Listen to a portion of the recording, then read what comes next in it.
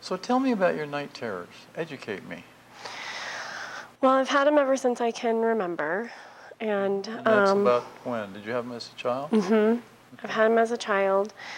And I used to walk in my sleep also. Okay. You know, get up and walk around, which I don't really do that anymore. But okay.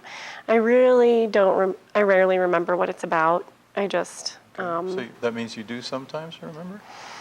I just remember like trying to get away. Okay.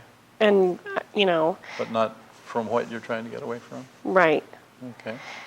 So, and then I'll wake up sometimes, and sometimes I don't wake up, and I scream, so my throat will hurt sometimes the next day.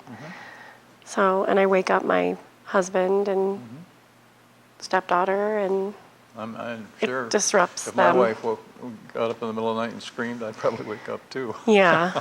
Is it a really loud scream? Yeah. Okay.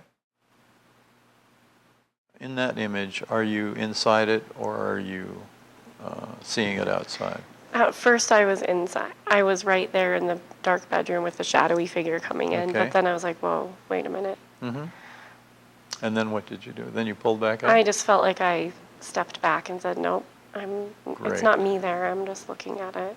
Okay, great. Now, I think that's wonderful. And I'd like you to rehearse that a few more times to make sure it's an automatic response. It appeared to be automatic in you, but we might be able to use this with the night terrors. I'm not sure.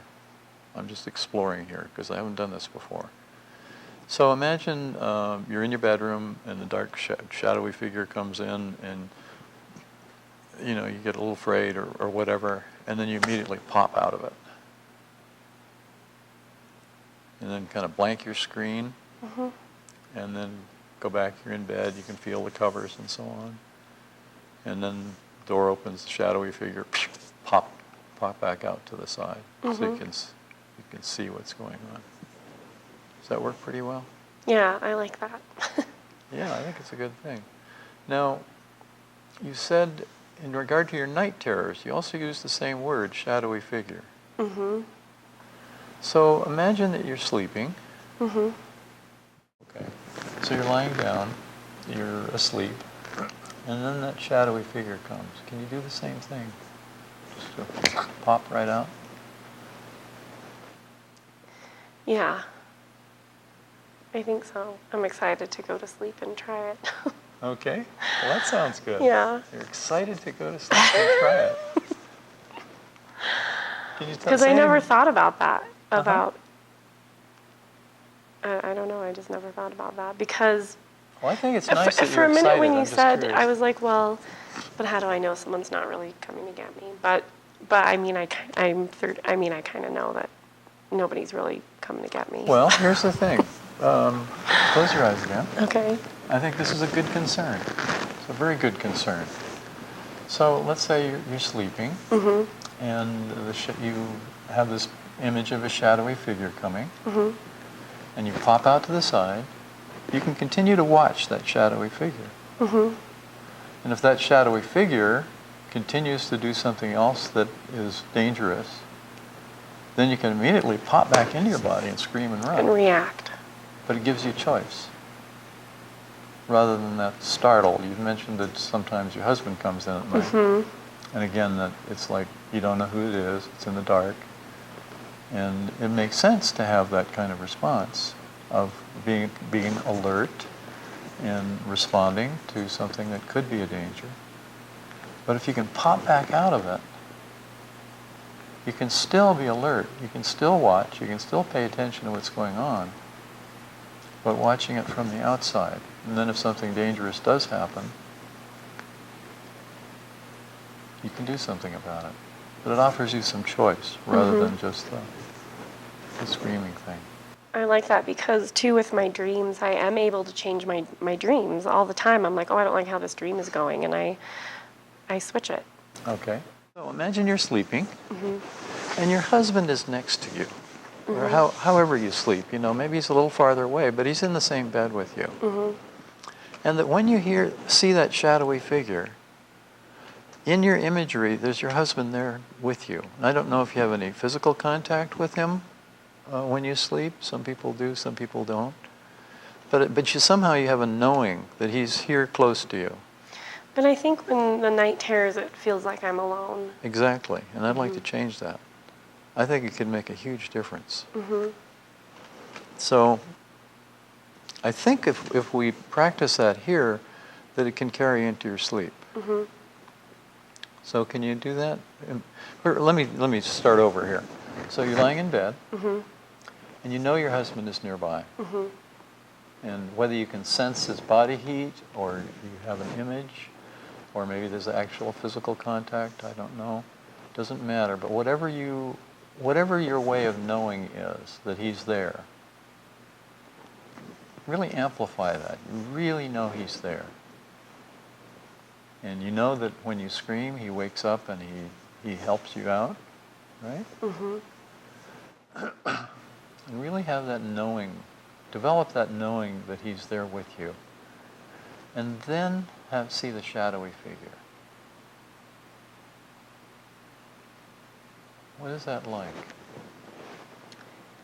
It's like just looking at the shadowy figure, but looking at my husband. You know, like you said, knowing that he's there. Okay. That looks like it feels different to you.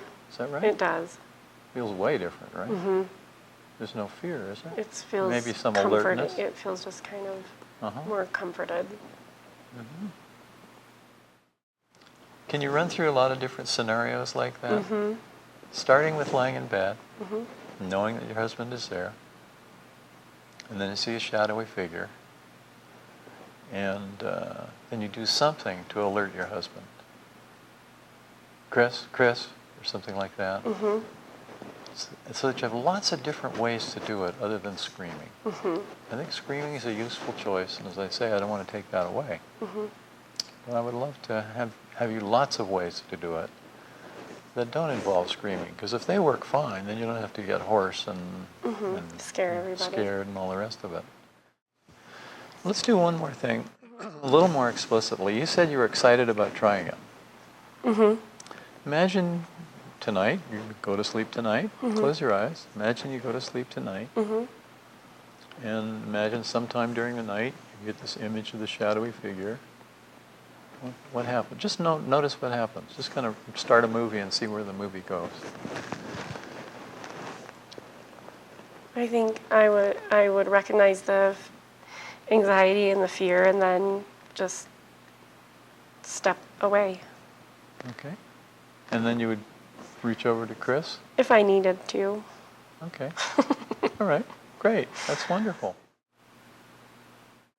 So, Amy, it's been about a month since we worked on your night terrors, and I'm eager to hear a report.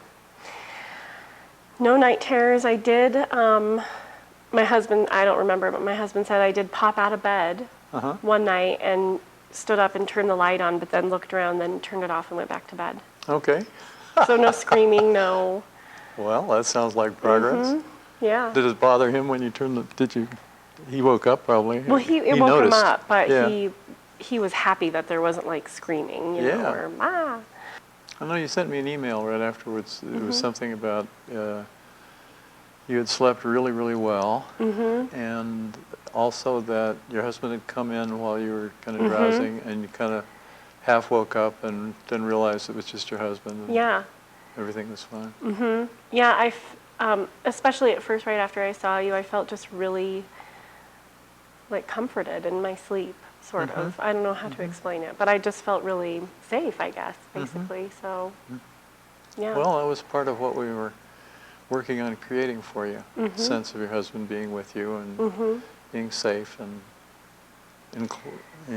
gently enclosed. Yeah, or that's how something. I felt. Yeah, okay, great.